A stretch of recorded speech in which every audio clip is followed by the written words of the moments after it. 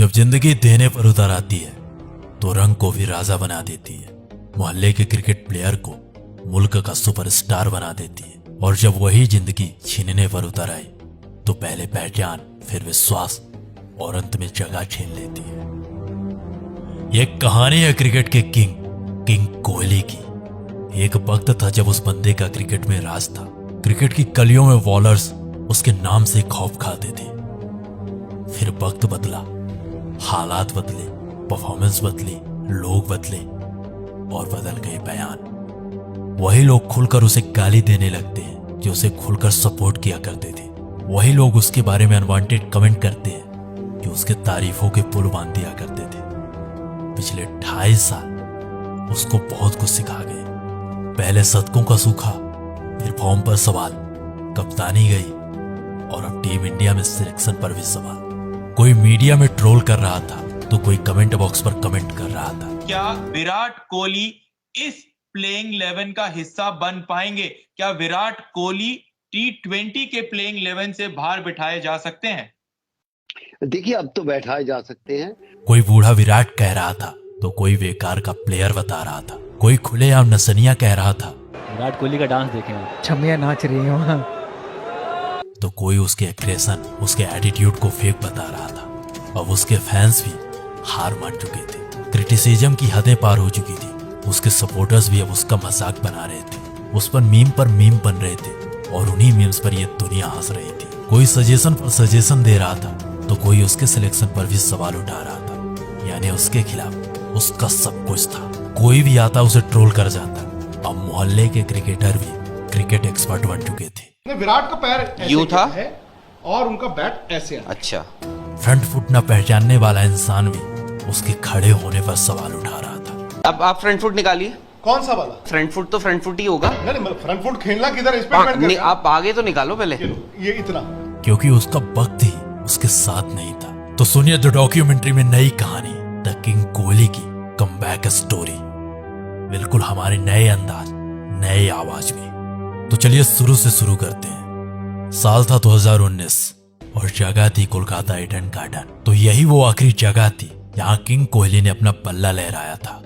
यही वो आखिरी जगह थी जहां किंग कोहली का आखिरी शतक आया था। इसके बाद 2.5 साल बीत जाते हैं किंग कोहली को अपना 71वां शतक बनाने में। कोरोना आया, वैक्सीन आई, लेकिन कोहली का शतक नहीं आया। 2 IPL हो गए, कोहली से कुछ खास परफॉर्मेंस नहीं। फिर वर्ल्ड कप हुआ। वर्ल्ड कप में टीम इंडिया ग्रुप स्टेज से बाहर। कप्तानी का प्रेशर, T20 से खुद छोड़ी और वनडे से कप्तानी छिन गई। BCCI विराट दोनों में सवाल जवाब हुई। अब पूरी दुनिया के सामने BCCI वर्सेस विराट कोहली चल रहा था। विराट अपनी जिद में थे और BCCI अपने जुनून में। पहले BCCI से कम्युनिकेट किया। सबसे पहले मैंने BCCI को अप्रोच किया तो उसको बहुत एक अच्छे तरीके से रिसीव किया गया। उसमें कोई ऑफेंस नहीं थी, उसमें कोई हेजिटेशन नहीं थी। उसमें मुझे ये नहीं कहा गया था कि आप T20 कैप्टनसी ना छोड़िए, बल्कि उसको बहुत अच्छे से रिसीव किया गया कि बहुत एक प्रोग्रेसिव स्टेप है। और साल के शुरुआत में टेस्ट कप्तानी से भी इस्तीफा। अब सब कुछ दुनिया के सामने था। पूरी दुनिया में BCCI वर्सेस विराट चल रहा था और इन दोनों के बीच की दरार का मजा पूरी दुनिया उठा रही थी। आज हम आपको क्रिकेट की राजनीति के बारे में बताएंगे। आपको लगता होगा कि क्रिकेट सिर्फ एक खेल ही तो है, लेकिन इस खेल में भी राजनीति का खेल चलता है। आज विराट कोहली ने एक धमाकेदार प्रेस कॉन्फ्रेंस करके क्रिकेट में चल रहे राजनीति के खेल को सबके सामने उजागर कर दिया। विराट कोहली ने कहा कि उनसे वनडे टीम की कप्तानी लेने से सिर्फ 1.5 घंटे पहले BCCI ने उन्हें इस बात की जानकारी दी थी कि वो अब वनडे टीम के कप्तान नहीं रहेंगे। अब सब कुछ दुनिया के सामने था और इन्हीं सवालों के बीच में विराट के परफॉर्मेंस में गिरावट आई। अब तैयारी होने लगती है विराट की रिप्लेसमेंट की। कोई श्रेयस को सजेस्ट कर रहा था तो कोई सूर्या को। जितनी मुंह उतनी बातें। लेकिन अब भी सबके सामने एक ही सवाल था, आखिर कौन करेगा विराट को रिप्लेस? कौन देगा वो विश्वास जो पिछले कई सालों से विराट कोहली पूरे भारत को देते आ रहे हैं? कौन बनेगा नए भारत की नई पहचान? कई सजेशंस मिले, कई सिलेक्शंस हुई। अब पूरी दुनिया मान चुकी थी कि उसकी कहानी खत्म हो चुकी है। कई साल बीत चुके थे उसके आखिरी शतक को। क्रिकेट पंडितों का पूरी तरह से भरोसा उठ चुका था। क्रिकेट पंडितों को विराट पर कोई विश्वास नहीं था।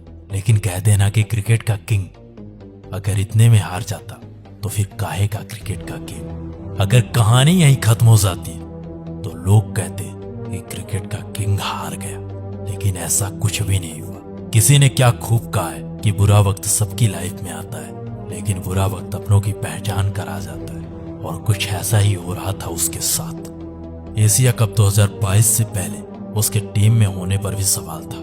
लोग उसके सिलेक्शन पर सवाल उठा रहे थे, उसके सिलेक्शन को भारत की कमजोरी बता रहे थे। इसलिए मेरा मानना है कि अगर सूर्य नंबर 3 पे बल्लेबाजी करते हैं तो वो बेहतर रहेगा एज कम्पेयर टू की विराट कोहली। लेकिन कप्तान और टीम मैनेजमेंट को अब भी उस पर भरोसा था। एक प्रेस कॉन्फ्रेंस के दौरान विराट के बारे में जब रोहित से कुछ पूछा गया तो रोहित का ये जवाब था, मैचेस खेले हुए, इतने साल से खेल रहे, इतने बढ़िया बैट्समैन है, तो उनको रीअश्योरेंस की ज़रूरत नहीं है। आई थिंक मैंने लास्ट प्रेस कॉन्फ्रेंस में भी यही बोला था, फॉर्म तो ऐसे जो प्लेयर जो इतना साल खेले हुए और इतना रन बनाया है, इतने मैचेस जीता है, उनको 1 या 2 इनिंग की ज़रूरत रहती है, बस ये मेरा मानना है। आई एम श्योर सबका मानना भी यही होगा जो भी क्रिकेट देखते। पूरी दुनिया को उससे भरोसा उठ चुका था, पूरी दुनिया उससे विश्वास खो चुकी थी, लेकिन टीम मैनेजमेंट और उसके कप्तान को अब भी उस पर भरोसा था। इन सारे सवालों के बाद अब कहानी शुरू होती है उसके कमबैक की।